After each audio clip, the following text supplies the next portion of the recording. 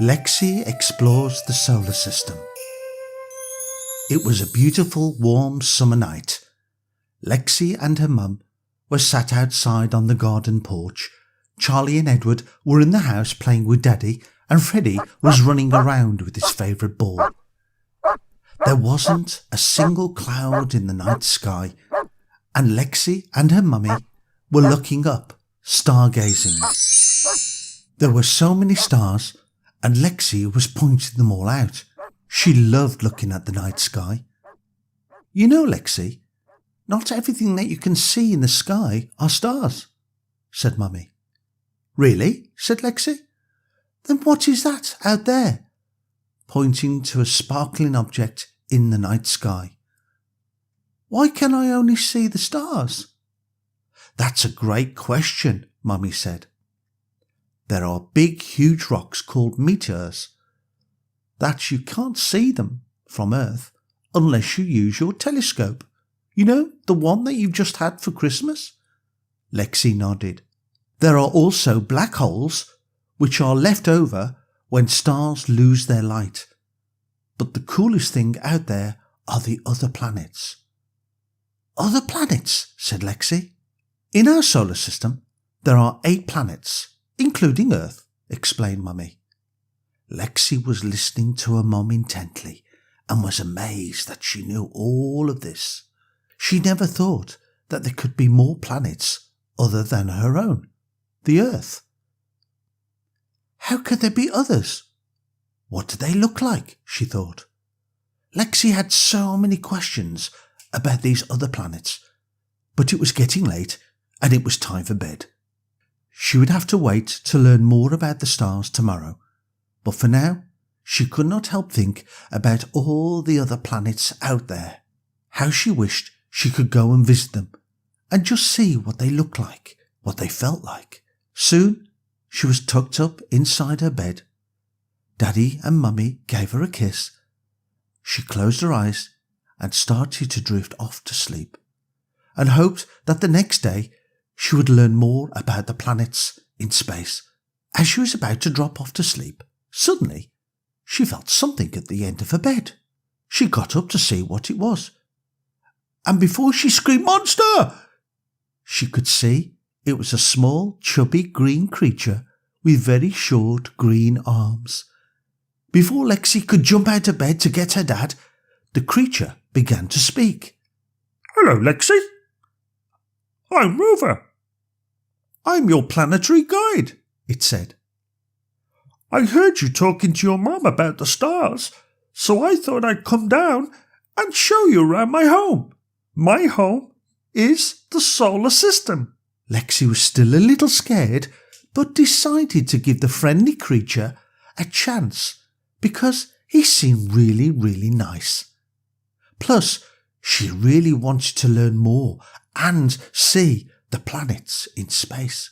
"But how will we see the planets?" she stammered, still feeling a little scared. "No problem," said Rover. "Just grab my arm and I'll take you to each one, then I'll bring you all the way back home before the morning. Is that okay?" "Let's go!" And before she knew it, she held the nice creature's arm and they were hurtling through the air and on their way into space. They moved so fast, up and up into space, and all of a sudden they came to a stop. They were standing on a very grey surface.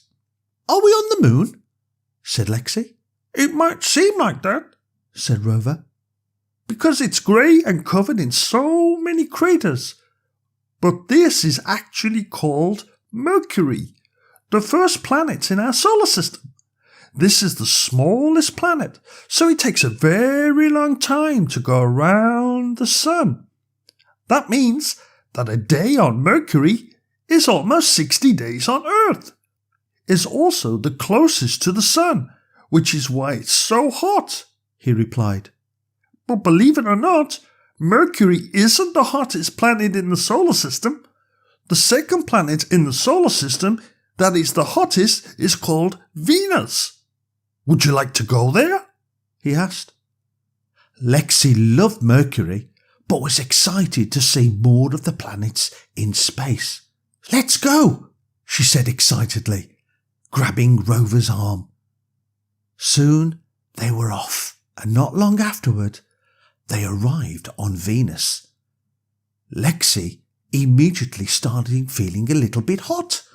Venus is hotter than Mercury because the heat is trapped on Venus's ground by a covering that surrounds the planet. The atmosphere, explained Rover, and the planet is about the same size as Earth. But you, Charlie, Edward, Mom and Dad could never live here because it's way, way too hot.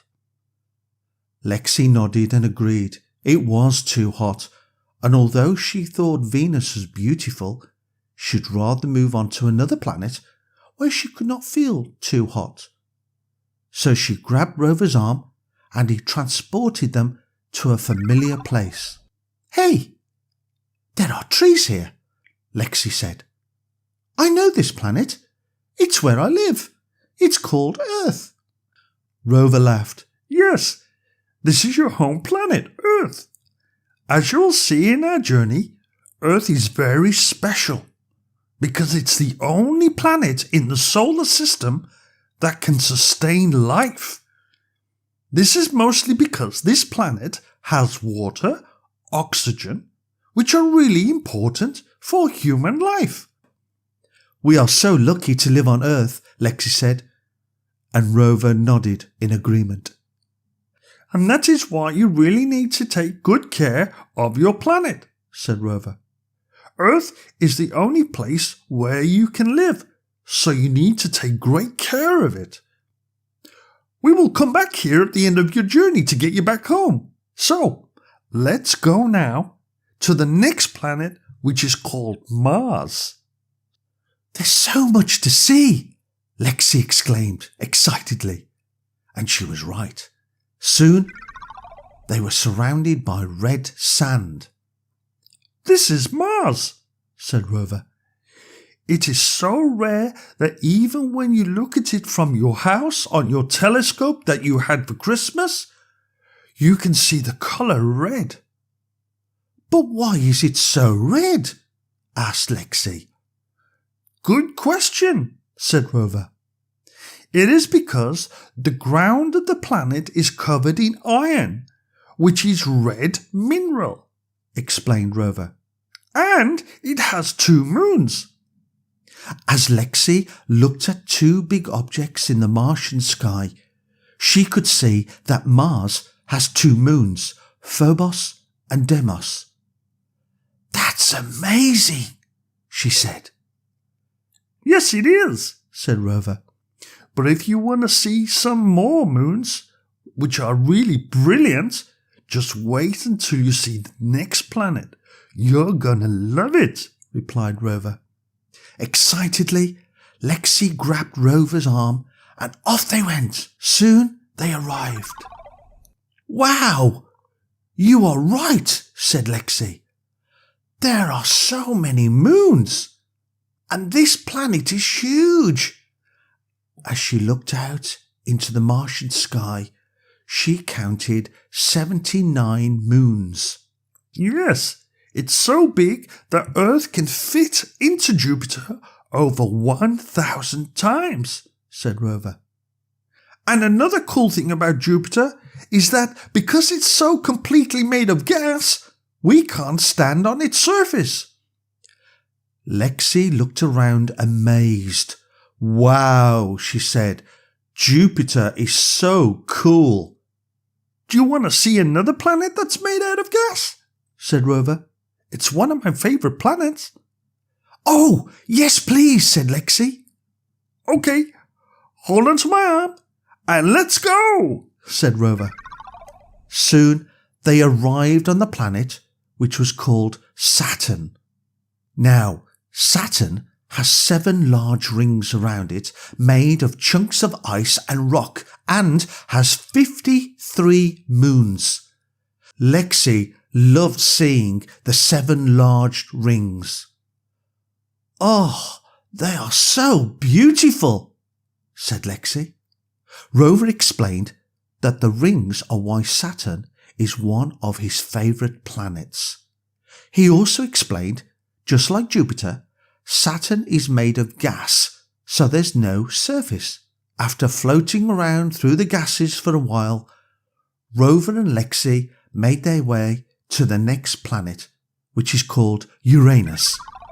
Uranus is another gas planet similar to Jupiter and Saturn, and just like Saturn, it also has big, colourful rings, just like Mars. But instead of red, Uranus is a beautiful blue. This is a planet, and it's so blue because it has a gas called methane. But Uranus is not completely made of gas. We're really far from the sun, so the planet has a very cold surface, said Rover. That means that a lot of it is made of ice, but we are still able to go to the coldest planet of all, which is called Neptune. Soon they arrived. It was very cold, dark and windy, and Lexi was shivering.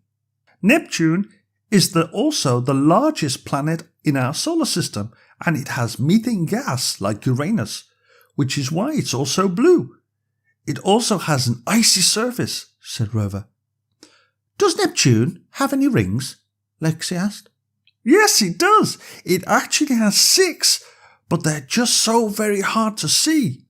Rover looked at Lexi and could see that she was feeling a little bit more cold. Are you ready to head back to Earth? Said Rover. Yes, please, said Lexi. Neptune, it's so cold for me. So Rover and Lexi travelled all the way back to Earth, all the way down. They found her house and into her safe, warm, comfortable bedroom.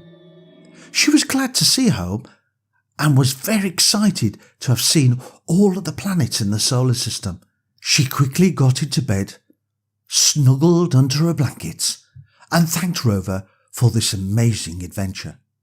I have loved exploring the solar system, but I've realised I also love the Earth, said Lexi. She went on to say that it was not too hot like Mercury or Venus. It is not red like Mars. It has a surface where we can walk, unlike Jupiter, and it is not as far from the Sun like Saturn, Uranus and Neptune. I think the Earth is perfect for me, Lexi smiled. Rover now knew that all of his work was done, having shown Lexi around the solar system, and now it was time for him to go home. Rover waved goodbye to Lexi, who was already falling asleep. It had been a long night of adventure. The next morning, Lexi woke up. She hurriedly got dressed and went downstairs for breakfast to find Mom, Dad, Edward and Charlie. Mom, can we stargaze tonight, please? I want to tell you everything I've learned about the planets, she said excitedly. Her mum smiled. Of course we can. And as Lexi sat for breakfast, she began to explain what she had learned about the solar system. But Mum and Dad were curious. Lexi, how did you learn about the planets while you were asleep? Said Dad. Last night, Daddy, I had a planetary friend called Rover who came to see me and let me travel around the solar system with him, and he explained all about the planets. Wow, that's really great, Lexi, said Dad. I learned so much, Dad, and just like what Uncle Rick told me, knowledge is power, Lexi said, giggling. I can't wait for you to teach me all about the planets later, said Mummy. Me too, Mum. Can we use my telescope tonight so I can show you where the Sea of Tranquility is on the moon? Mummy smiled. Sure you can, once you've done your school homework. End of story.